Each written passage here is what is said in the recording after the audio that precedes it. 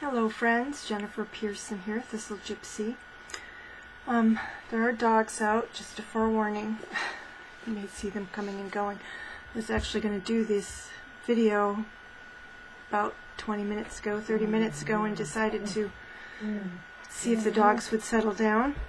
And they have a little bit, so hopefully all you'll hear is kind of what they're doing now, moaning and groaning in the background as one is getting chewed on by the other.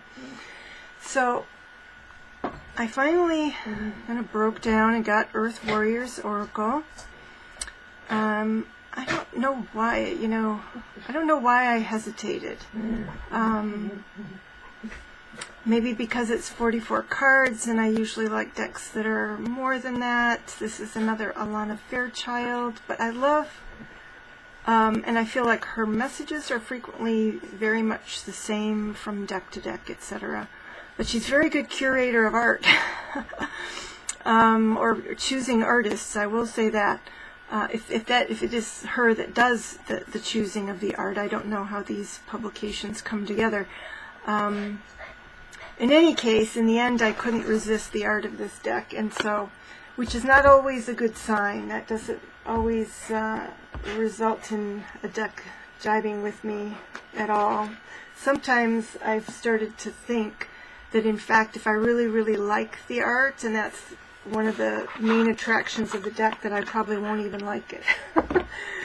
But here I am. She doesn't have really, she's got a fair-sized guidebook to go with it. But it's not much in the way of spreads, or at least not. I'll just say this, the spreads are not particularly original, as in aimed at the deck, except for kind of rewording of some classic types of readings, like mind, body, and spirit, and then she adds one to that, and stuff like that. But of course, that's not why I get a deck. I get a book of spreads if that's what I'm interested in. For the guidebook, at first I thought that she, for every single one, she kind of put background on the figure represented.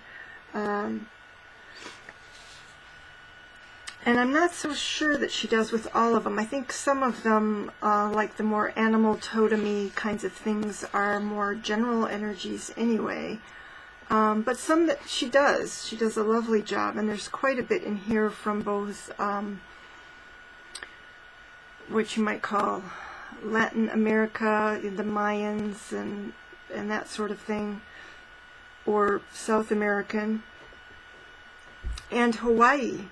I was very interested to see that quite a bit of the figures represented in here are actually from Hawaii. But she's got them from all, she's got figures in here from India. I'm looking at one right now that's Malagasy. So yeah.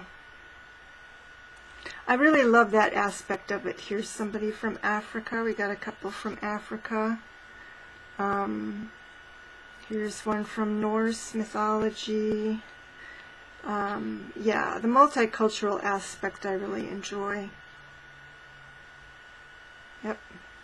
Alright, here we go. And, well, let me just say this. What she has, and again, I think this is not uncommon for Alana Fairchild decks. So if we look at this lovely Abuela medicine, you've got, and I can't see what I'm showing you, so we've got a right up at the top, and then we have inner reading, and then spiritual guidance, and they're not all quite as long as this one, and then a healing process. So there you go. And she does an introduction, kind of her approach to this sort of thing in general. Not all female, but mostly female figures. And I'm not going to be showing them to you in the order from, that they came in the box, in their numbered order, because what I did was I got them out and I took it to bed, like I tend to do with decks, my unwinding routine for the night, right? Look at a deck. And so I was looking through it and I thought, gosh, there's a lot of owl imagery in here. And owl was one of my, medicine card that came up was owl for February, and I'm almost wondering if this deck isn't that, if that doesn't even answer the owl for this particular month. And so when I had that perception going through it the first time, I decided, well, I'm going to go through and I'm going to look at what animals are represented, and how many, in fact, don't have any animals in them. And I don't know if I don't think I, did I? I don't think so. I don't think among the cards that didn't have, I don't think I sorted them gender-wise, like how many men and how many women, but I mean, it's just clearly a more feminine energy deck, and even the philosophy of, and I don't know if this is general for Alana Fairchild or not, but in the guidebook was pretty much, connecting with divine feminine, just in general, the whole idea of caretaking. And this, I thought that, these cards were supposed to represent Earth warriors, which I think she does mean that. But it's almost, from her introduction, it sounds like a deck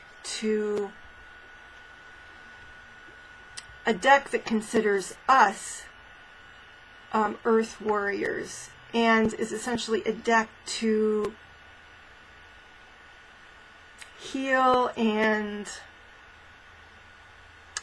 nurture, renew those of us who are making an attempt to do right by the earth. So it's almost a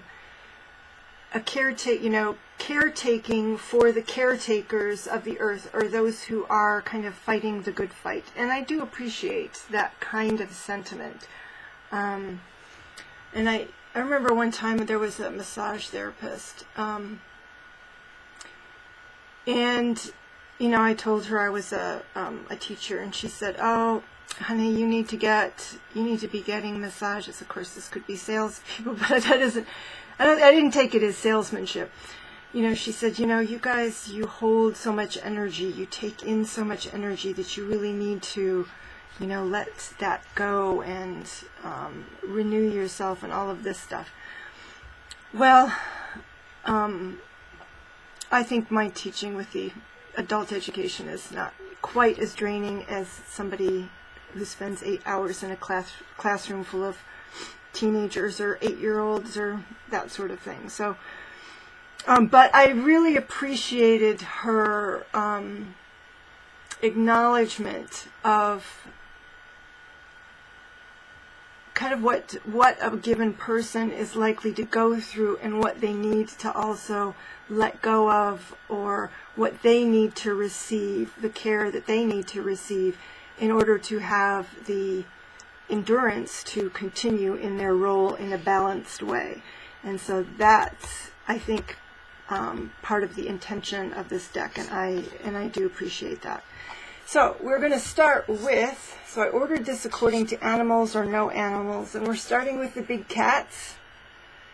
So here we have, I don't know if that's a leopard or a jaguar, Black Panther, almost looks like a black or purple tiger, and then another tiger, and then a lion, and where's my puma? Maybe it had a butterfly in it or something. So the next one is butterfly cards. We have lots of butterfly cards. if you love mandalas, this is another deck for you. Look at that.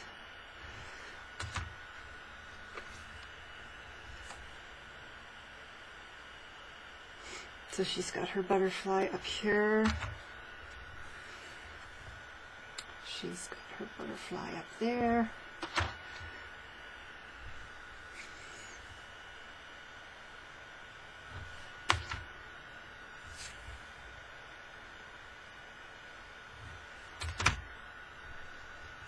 And this person has kind of both butterflies and birds on either side. And then this, we're transitioning into birds. And although this has multiple animals, including a pretty predominant jaguar or leopard there at the bottom, you know, there is that hawk right there. And so I'm taking that to kind of be the primary right there. And so this appears to be another hawk. Okay. And I'm guessing more or less an awful long tail for a hawk, but anyway, another hawk of some kind. This is a different sort of bird. I don't know exactly what bird that's supposed to represent. And then a lovely dove card. A hummingbird card.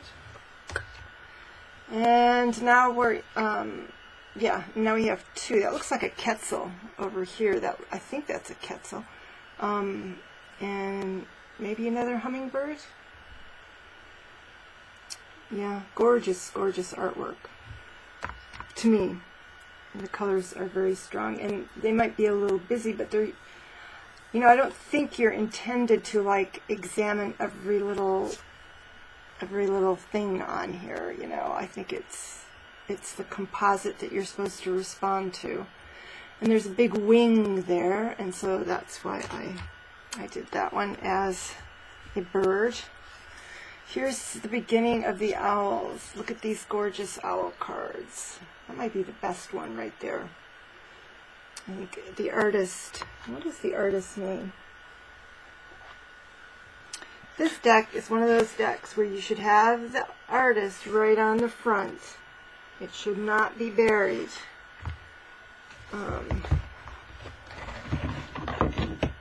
Is she even in the front?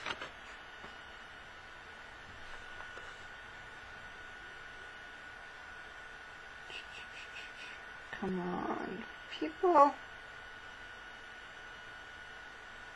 Yes.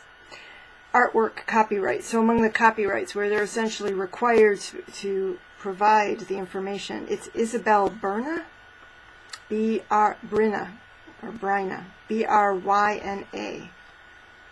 Isabel with one S and one L and no E, I-S-A-B-E-L. There's something in the back here about the artist.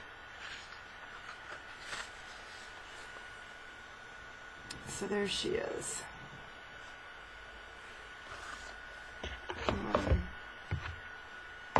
Okay, so as I was saying, I think this is the best owl face right here with that card. But I take this to be another owl. And here are also two beautiful owls. And another fascinating owl. Beautiful card.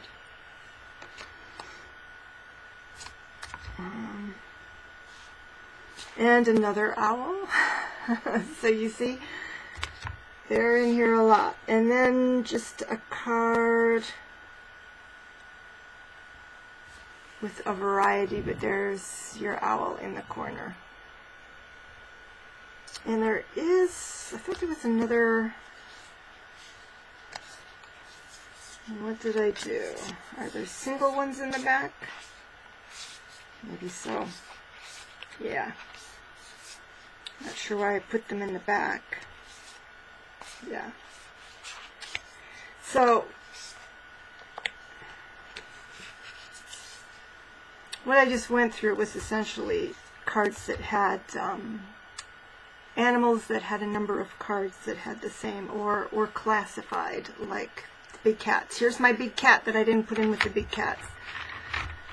And, but we have a buffalo, and some sort of bull or buffalo or something. A stag, deer, and there's wolf, and it was that wolf in the other one that was reminding me. It's like, wait a minute, I'm missing the wolf and the puma. And she also has those birds framing her, those bird wings, and a butterfly at her head. She's not missing anything. And then this, well, let me put that one back. I don't know how that one got in there. Horse, called medicine horse. And this one has multiple animals, kind of like the other one did. And this has kind of an odd, you know, half a puma. It looks like half a hummingbird. And this picture in general makes me strongly suspect that it is part of a larger image. Here is the fantastic, look at that, that abuela medicine, which is, abuela is grandmother, and it says remedy of the grandmothers. Oh my God, what a fantastic card. This is one of those decks that even if I don't feel like I am going to use it much for divination, if that turns out to be the case, and I still don't know, I think I would keep them in the spirit of every now and then pulling a card and just having it out somewhere in the house to in the intention of the deck as I'm experiencing it, as I kind of got it from Alana's talking in her guidebook, to kind of uplift my spirits and renew strength for whatever mission I'm on, even if it's just the mission of surviving the next day. So there you go. These are, so we're into the phase now where it's just people and no animal figures at all. And there are quite a few of these that do not feature any animals.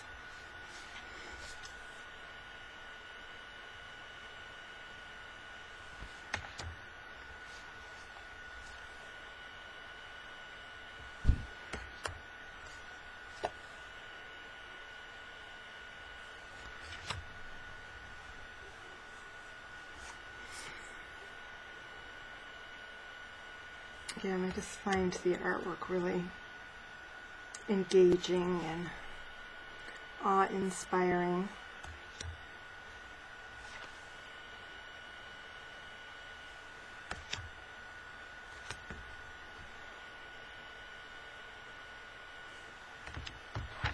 Alright.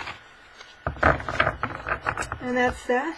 And eventually I'll do some spreads with it. And maybe online, probably online, just to see kind of how they work. Clearly they're, to me, I don't know, with the names of the figures on there, to me it helps, almost like with the Fairies Oracle. You know, if you have those names to attach to a face, that kind of gives me enough of a handhold to bring out the meaning. So the meaning, but the meanings I'm going to have to get out of the book, or familiarity with the cards in terms of the figures and what they represent generally and where they come from. So it's just kind of the general energy of the card. But I expect it'll be a while that I'll be doing that I'll be very reliant on the guidebook. But I think that this is a deck where there's certainly the potential, even if it's not the potential for me, because I have memory problems. But, you know, a younger person, a person who doesn't have memory problems, I think this as an oracle deck has a lot of potential for being able to pick a card and recall the guidebook. I don't know how good it would be for strictly intuitive readings, and it would be a really interesting thing to try, because the cards, to me, that artwork does have quite amazing energy, but I'm not sure if it would speak to me in a kind of specific way, or specific enough way to really provide a message. All right. And I think I was getting on to say, I hadn't seen anybody else present that deck according to the animals like that. And I flipped through them relatively quickly because I know that there are other walkthroughs of this deck online. And so if anybody is interested, I would suggest that they do a search, and yeah, then you can maybe see some of the stuff I didn't show so much. All right, everybody. Take care, and I will see you again soon. Bye-bye.